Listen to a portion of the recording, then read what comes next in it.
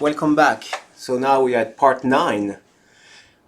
We have, in the previous part, we have looked at the vibrating string as a limit of the loaded string. At the continuous limit of the loaded string, we came to the vibrating string in the previous part. Now, we want to verify something that we assume to be correct, that the fact that the total energy of a vibrating string is conserved. Why do we assume it to be correct? Well, because we only have non-dissipative forces. In other words, we have conservative forces. And by definition, the conservative forces conserve the total energy. So we are going to see that indeed this is the case, that in our case, even though the kinetic energy and the potential energy do change with time, the sum of them does not depend on time. So that's what we are going to do now. It's actually a very good exercise because it allows us to manipulate the different quantities that we have studied, in particularly the generalized coordinates that we found, so the general solution to the problem. And we also will have to manipulate a little bit the normal coordinates as well. In addition, we will make sure that we do this properly so that it's a good exercise in terms of simple manipulation using basic calculus. So that's what we are going to do in this screencast. So the question is, when we look at the dynamics like this, which is a plug string that we let evolve with time, it turns out that the total energy is conserved at any moment. So before we go there, let's just refresh our memory. In the blue box here, we see that the displacement that's described by Q, the displacement of the string at any position x and at time t is given by the sum of all the possible vibrational mode. So in here, we're looking at transverse mode. So the sum, the superposition, if you will, of the normal coordinates times the sine of r pi x over L. L is the length of the string. Okay.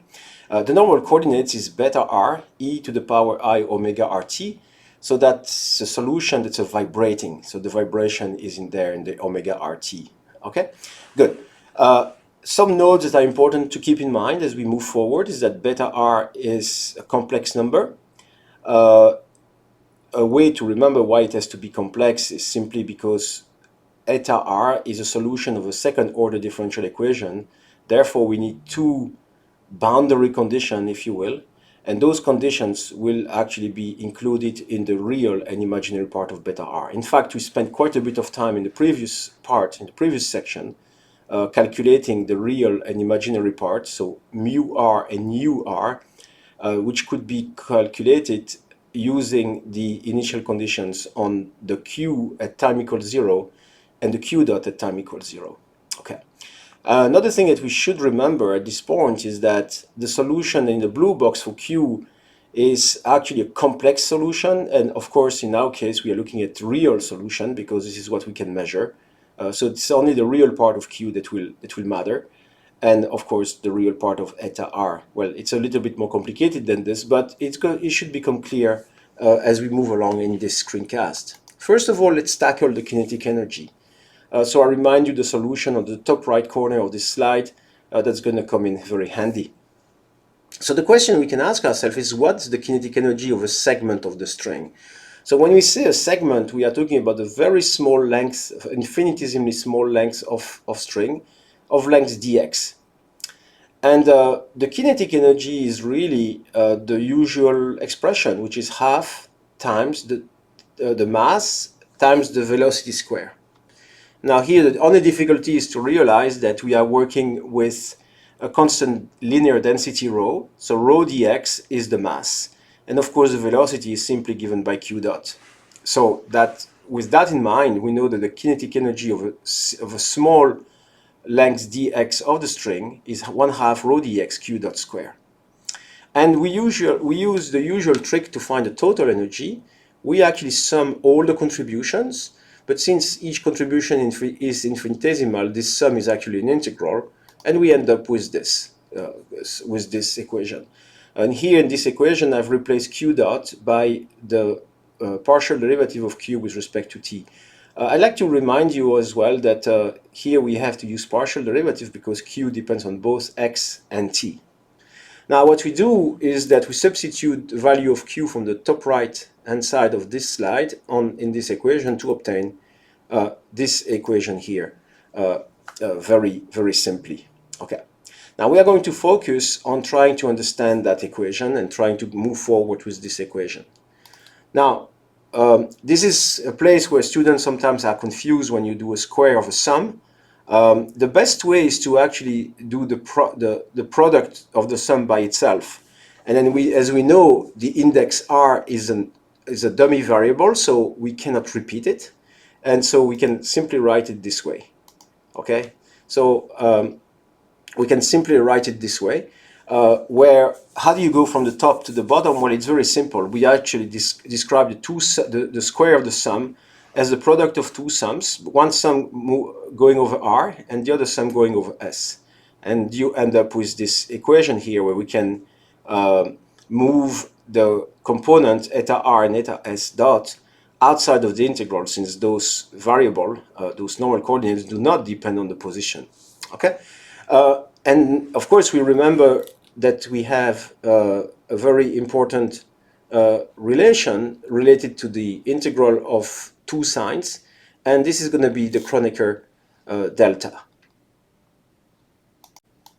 In other words, we have this expression, so the integral is just end up being L over 2 of delta rs. This is one expression that we derive in one of the previous parts, the part which was called the orthogonality of the function. This is something that we've used before. Now, the sum, when we have a sum of two indices and with a Kronecker delta, we collapse one of the sums, so we end up with this solution here. Now, we've actually made a mistake when we did this calculation, because the issue we have here is that we had to take the real part of the expression, not the complex part. So of course the kinetic energy will be related to the sum of real parts. So what we need to actually calculate is not the sum of eta dot r square, but instead we need to do the sum of the real part of that square. So let's do this in this orange box. We have to calculate the real part of eta dot r square. And if you remember that eta is mu r plus I nu r, which is the beta r, times e I omega t, we obtain the expression in the first parenthesis, and then looking at gathering all the real part from that square, we obtain the equation below. So here, again, if you have any trouble with this, hit the pause button and make sure that you get this result. And finally, we get the result for the kinetic energy, which is given here. And as advertised, this expression depend on the time. You can easily see that time t equals 0. If there is no initial velocities, the kinetic energy is indeed 0. So I invite you to go back and see what mu r and nu r are given in terms of initial conditions, and you will see that indeed t equals 0 if there is no initial velocities, which is what we expect. Now let's move to the potential energy. Well, potential energy is actually a fairly similar calculation. So we start from the potential energy of a loaded string. You can very easily see that this expression is simply a sum of the interaction between particle and their first neighbor. And when we do this, we end up with this expression, and we are going simply to use a little trick so that we can highlight a derivative. So for that, we are going to divide by d inside the parenthesis and multiply on the right, so that we didn't do anything special. Remember that in our case, we want to move from the loaded string to the continuous string, and for that we make d, the distance between the masses, to go to 0. And of course, when we do that, we recognize inside the parenthesis the derivative of q with respect to the distance, so dq over dx. And so we can simply replace what's inside the parentheses by dq over dx. And since we have a continuous sum, if you will, we can actually replace d by dx and the sum by an integral, and we end up simply with this equation here. Now, we are almost done. All we have to do is to replace the formula for Q from the top right hand side of this slide into this equation, and we obtain the potential energy that looks like this. Now, once again, we are going to use the same trick as we used before, and we are going to focus on this part here. So let's focus on this part. Once again, we have a square of a sum, which is the product of two sums with using two dummy variables. So we have an r and an s, so we can write something like this, no problem. Remember, we have to make sure that we do not use dummy variable twice in the same expression, otherwise we are asking for trouble. And it turns out that the orthogonality relationship we had for the sine that we've used a couple of slides ago also applies to cosine. And the integral we have is in fact L over 2 Dirac delta Rs. So we end up with this expression which is related to orthogonality. And of course, we always love double sums when we have a Kronecker delta, because that means that we can collapse the sum. That's only the terms that are r equal s survive the Kronecker delta, and we end up with this expression here, which we can further simplify by remembering what omega r is. And omega r is simply r times pi over L square root 2 over rho. This is what we derive in the last part of this series. And that allows me to write U equal rho L over 4, sum over all the mode omega r square eta r square.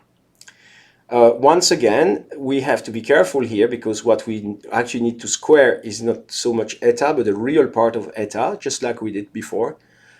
Once again, I invite you to pause the screencast and calculate it for yourself. And if everything is all right, you will find the value of u. That also depends on the time right here. So this is excellent.